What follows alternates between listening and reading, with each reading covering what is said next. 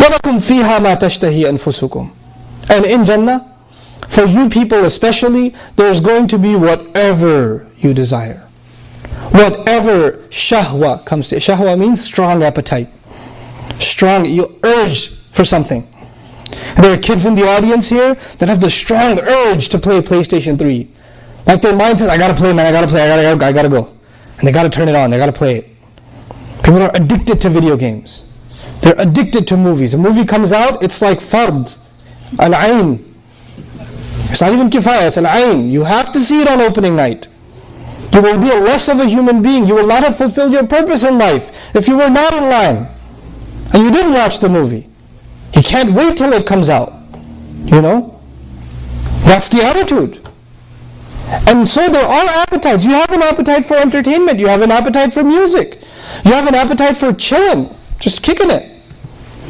You have an appetite for food. You have an appetite for temptation. You have those appetites. Allah says, I will fulfill all of your appetites. وَلَكُمْ فِيهَا مَا تَشْتَهِي أَنفُسُكُمْ. You have the appetite, I will fulfill it. I will leave you completely satiated. You will not be unsatisfied in any way, shape, or form. But you know what? That's just the beginning. وَلَكُمْ فِيهَا مَا تَدَّعُونَ. وَلَكُمْ فِيهَا مَا تَدَّعُونَ. So awesome. Idda'a in Arabic means to make a claim. Also means at-talab. And talaba shay'an, idda'a shay'an. Whatever you place an order of.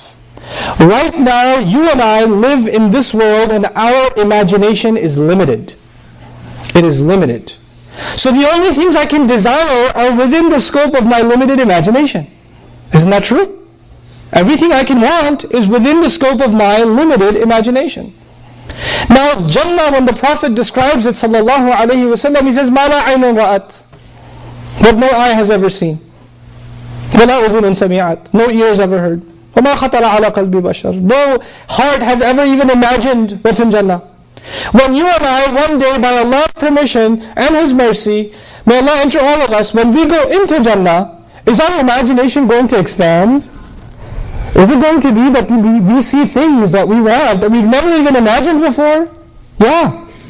So now, in the beginning of Jannah, your only appetites are the ones you learned in dunya. But once you get into Jannah, you develop new cravings. You want some new stuff, because you've seen things you've never seen before. So Allah says, not only your shahwa, وَلَكُمْ فِيهَا مَا تَدَّعُونَ. Maybe some other thought crosses your mind later on in Jannah. You're like, Ya Allah, I would like some of that too. You have that too.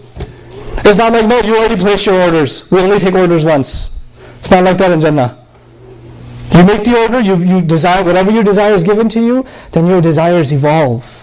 And evolve, and evolve, and they keep getting placed. And you keep asking for more things, and they keep getting given to you. وَلَكُمْ فِيهَا مَا تَدَّعُونَ. What an incredible description of Jannah, but the most incredible part is what I'm concluding with, the next ayah. This next ayah, because one of my problems is I'm Desi, so I'm going to have to explain it to you from my point of view. In Desi culture, in Indo-Pak culture, you go to somebody's house.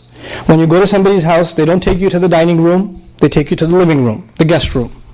And the guest room, they give you some dry fruit, chai shai, pani shani, thanda shanda, okay? Some piste badam, something, you know? They give you some snack before the actual dinner, okay? They don't give you the actual dinner first. They sit you down and they give you like maybe a mini Snickers bar or something. But whatever, they give you a little mini snack. What is the point of it? Whet your appetite. That's to whet your appetite. Then they take you for the main meal. Okay, that's the difference between those two. So initial hospitality, when you walk into somebody's house, you get initial hospitality, a little bit of a light, can I get you some water, can I get you some juice, something, while the dinner's being prepared, and the table's being set, and things like that, right?